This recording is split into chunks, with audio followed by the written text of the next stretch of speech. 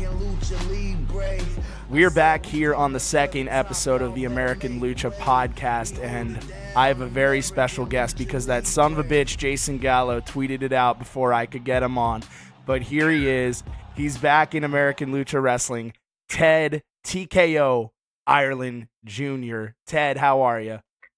I'm doing fine. I'm doing good, man. How about yourself? Dude, a lot better now that I heard that you're coming back, and I'm excited for as much as anybody in the promotion is. I got to hear about it on Saturday. Had to keep my mouth shut, but knew I had to hit you up right away. What led you back to come into American Lucha Wrestling? Well, first of all, thank you for the excitement. I feel the same here. I'll tell you, first of all, I feel like a number one draft pick, you know, going in.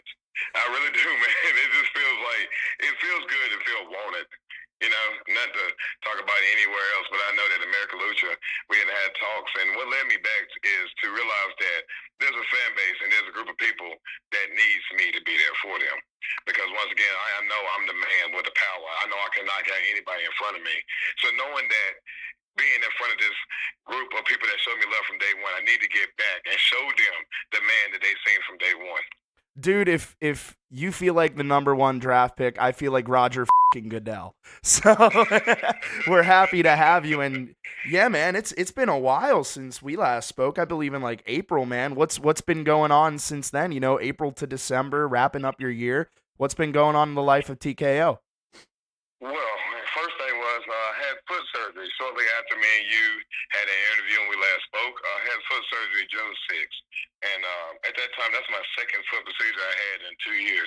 So I was kind of nervous going into it because I just won a new title at the time, and everything was good, and I was leaving on a high, and I kind of, you know, it was some dark times, you know, in my mind where I was sitting at home, and all I could do is sit here in my garage, which I kind of call the Legion of Doom, I guess, the boom boom room. And the main thing with that was that these pictures are here. I got the posters from the first show. I got the picture from the first event that I was there, the second event, and man, the tears I shed, the blood I had to sit there and overcome everything.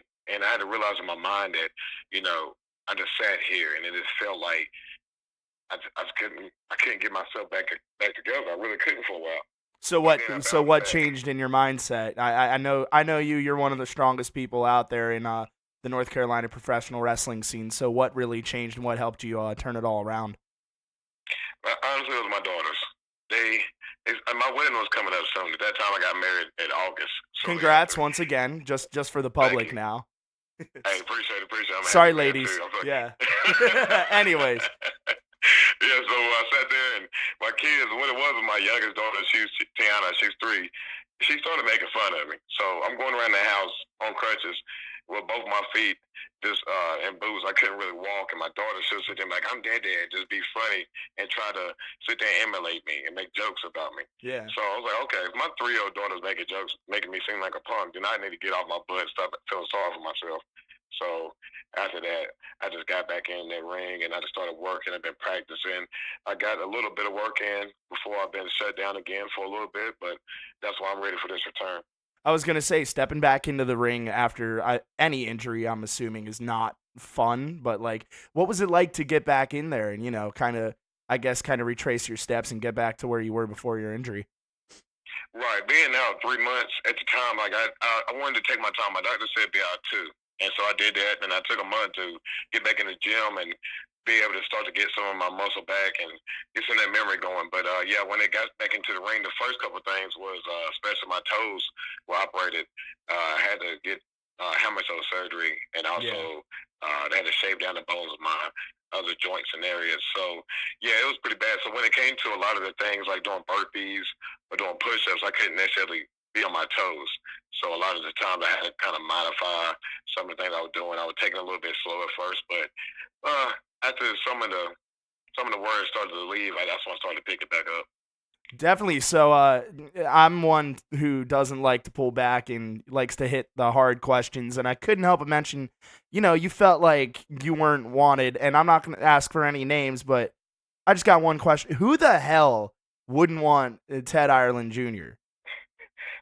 That's beyond me, because, you know, one thing I had to realize is that that I was comfortable for a while where I was at. Yeah. I think that I got many opportunities and didn't get this more out there. And so recently, after I got married, I talked to my wife and I told her that it's time for me to hit the road. But at first, I need to go to a different state of learning how to wrestle. So I recently started doing other practices at other facilities and going to their training facilities to earn the respect of other wrestlers.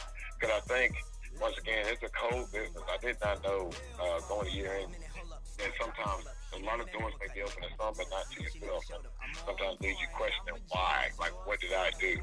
And then, it's just a business. Like, to know now that when you go out here, once again, you're always looking for opportunity, and you always want to learn to respect others and how to do it on the road.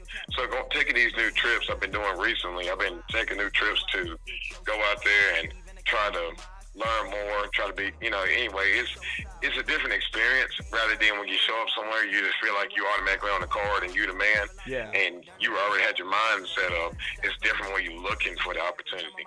So a lot of times when you don't get it, it's not discouraging, but it kind of makes you sit back and think, Teddy, what am I doing wrong? Why am I not on that card? So it makes you kind of go back and think, maybe I need to work out harder, maybe I need to work more on my promos, you got to pretty much get yourself out there a little bit more.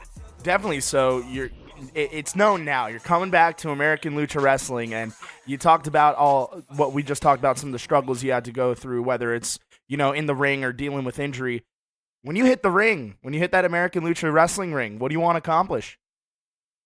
I think first thing, we got very, very big attention span that's seen us out there, that knows what we're doing out here, and at the same time they know that me and TNT are Coolio fans. That's my brother, and we lost the belts, and that was a bad situation, and it's okay because once again we had things we had to do, but we're back at looking into a possibility me and him talking once again, getting back communicating, see if we can work something out.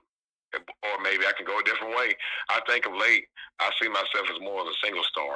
I don't think that it's about anybody else so much. I just think right now I'm worried about myself. I'm worried about what TKO can do.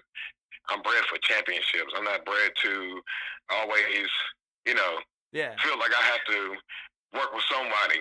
You want to be the man. You want to be the guy. I want to be the man. Yes, I think when American Lucha, like I said, to feel like a number one draft pick, feel like the franchise of American Lucha Wrestling, to me, that's important. And I'm going to come in there and show everybody they will respect me because my attitude is a little bit different now. I don't come in there as much as where I'm smiling and happy. I come in there with a little bit more fire because now it's about what I want to do. It's my time.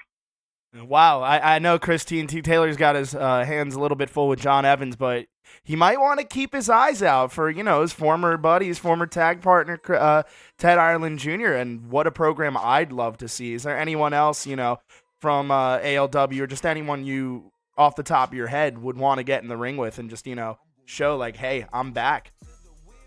I'll tell you one thing. I've seen Chris' last recent matches. I've been watching them. I haven't stopped doing that. That's one thing I do. I study everybody that I It's like film. Yeah.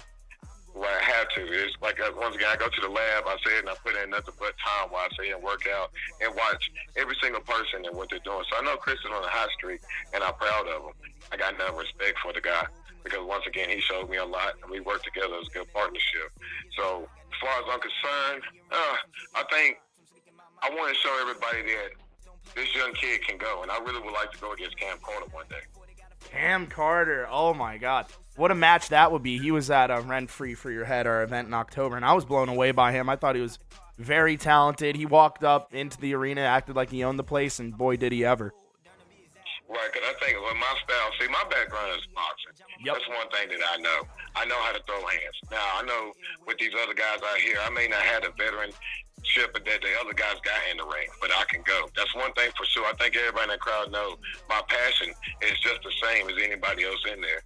And I look at Cam Carter as a man that has a lot of passion and has a lot of drive. And I want to show these people that I can prove to them I can go to limit with this guy and possibly beat this guy. I really believe that. And I'm not talking crap, not calling him out, but I'm just saying that I expect when I come back that I want top tier talent because they're going to go across me and they're going to be like, dang, that man right there can go. You're accepting all challenges, all comers. That's awesome. Ted, I know we're looking forward to having you in American Lucha Wrestling once more, but where can the people find you in the meantime? Give yourself a little bit of a shameless plug, man. All right, I appreciate that opportunity. As far as a lot of people know already, where I worked before is at CWF. We have a show coming up on January 28th. That's coming up real soon. It's called Battlecade 20. That's our big WrestleMania show. Wish everybody come out. We really need a lot of support. With that, I'm also going on the road this weekend and next weekend with the Ace God Supreme, Eric Royal. And I'm going out there also with BK Westbrook.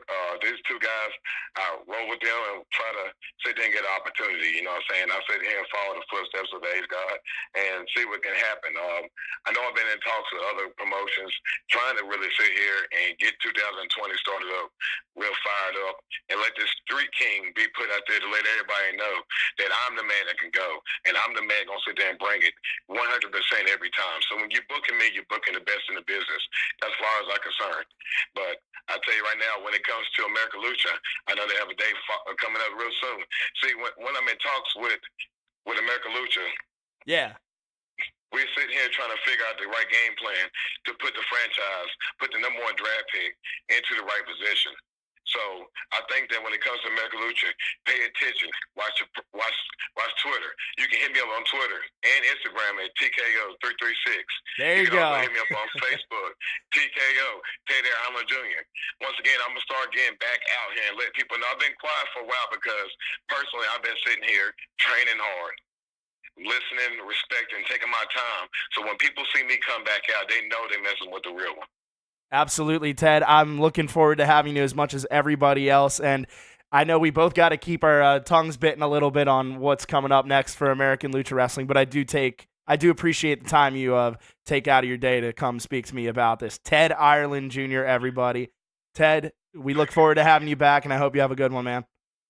You too, brother, man. See you soon. All right, peace. Another week, another American Lucha podcast in the books. What a bombshell by Ted Ireland Jr. coming back to American Lucha Wrestling, looking to fight anyone, everyone. He dubbed himself the Street King along with TKO. This man is special, people. I've said it since April when I first did a story on him. God bless Elon University for letting me do that, by the way. Professional wrestling freaking rules. But this man, he said it himself. He's the number one draft pick. He is the guy. But I do want to see what Chris TNT Taylor has to say about that. So who knows? Maybe next week the ALW champion may or may not be coming on the American Lucha podcast. Little cliffhanger for you. That's how we like to do it here at American Lucha Wrestling. We like to leave you on the edge of your seat. And if you like what you saw and you like what you heard on this podcast and the last one, feel